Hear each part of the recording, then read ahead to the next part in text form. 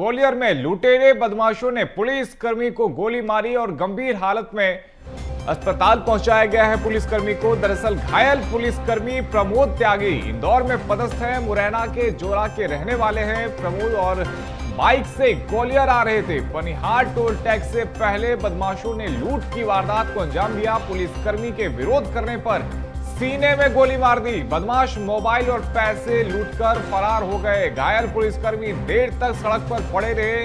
वहां से गुजर रहे कांग्रेसी नेता सतपाल सिंह सिकरवार ने घायल को गाड़ी में बिठाया और अस्पताल में भर्ती कराया है। और देखिए किस तरीके से जो अपराधी हैं वो बेखौफ हो गए हैं और पुलिसकर्मी पर भी हमला करने से पीछे नहीं हट रहे हैं। तो दरअसल देखिए घायल पुलिसकर्मी प्रमोद त्यागी इंदौर में पदस्थ हैं और मुरैना के जोरा में रहने वाले हैं। बाइक से ग्वालियर आ रहे थे। पनिहार टोल टैक्स से पहले ही बदमाशों ने लूट की वारदात को अंजाम दिया। पुलिसकर्मी के विरोध करने पर सीने में गोली भी मार दी और बदमाश मोबाइल और पैसे लूटकर फरार हो गए। इस खबर पर अधिक जानकारी के साथ हमारे सहयोगी प्रहलाद सेन ग्वालियर से हमारे साथ में लाइव जुड़ गए। प्रहलाद, किस तरीके से लूट की वारदात को अंजाम दिया गया था, कहां पे ये वारदात को अंजाम दिया गया? और देखिए क्या एक सवाल ये भी है कि जो आरोपी हैं, जो बदमाश है, क्या उन्हें मालूम था कि वो जिस पर हमला कर रहे हैं वो पुलिसकर्मी है? देखिए ये घटना पनिहार टोल प्लाजा से थोड़ी दूर पे हुई है। ये आगरा मुंबई राष्ट्रीय राजमार्ग है और यहाँ जो आरक्षक हैं प्रमोद त्यागी, उन्हें ये खबर मिली थी कि उनके पिताजी की हालत गंभीर है, वे ग्वालियर में एक अस्पताल में भर्ती हैं। उसके बाद उन्होंने वहाँ इंदौर में अपने वरिष्ठ पुलिस अधिकारियों से छुट्टी ली, लेकिन उन्हें ट्रेन नहीं मिली। तो उसके बाद उन्होंने मोटरसाइकिल से ही इंदौर से ग्वालियर तक का सफर तय किया।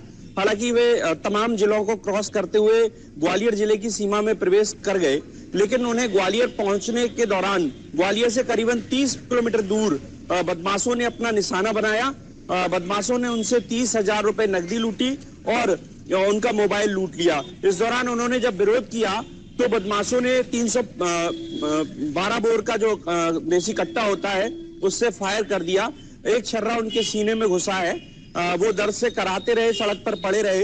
इस दौरान कांग्रेस के जो पूर्व विधायक हैं सतपाल सिंह सिकरवार, नीटू भैया, वो वहां से गुजर रहे थे।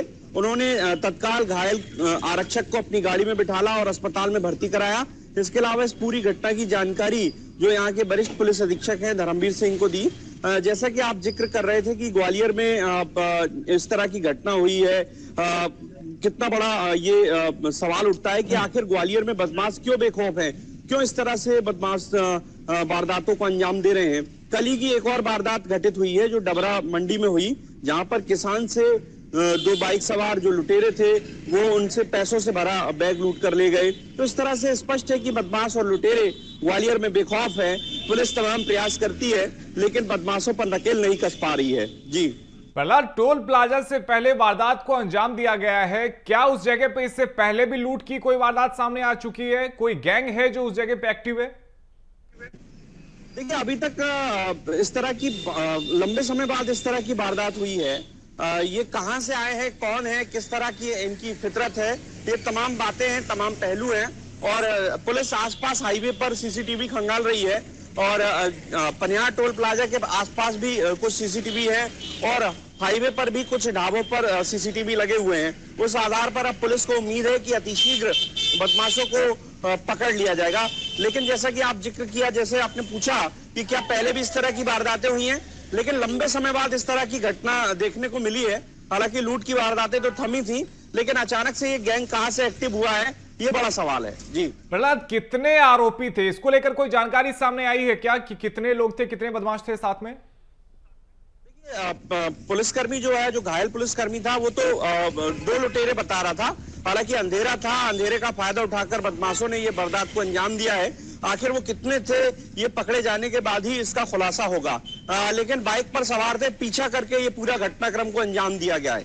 जी और प्रहलाद देखिए, ऐसे में एक सवाल यह भी उठता है कि यदि एक पुलिसकर्मी के साथ में ऐसा हो सकता है, एक नॉर्मल व्यक्ति जा रहा हो, अपने परिवार के साथ में जा रहा हो, महिलाओं के साथ में जा रहा हो, या कोई महिला अगर स्कूटी से जा रही हो, तो अंदाजा लगाया जा सकता है कि फिर उनके साथ में किस तरीके से अपराध हो सकता है।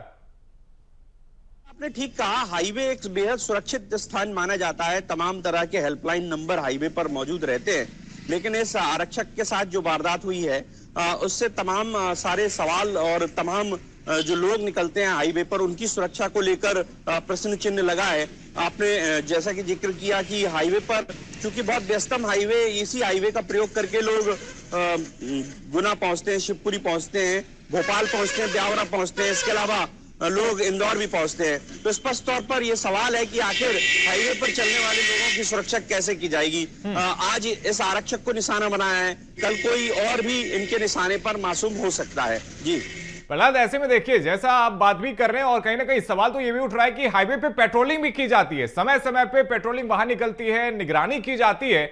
ऐसे में क्या वहां पर भी कोई चूक हुई है?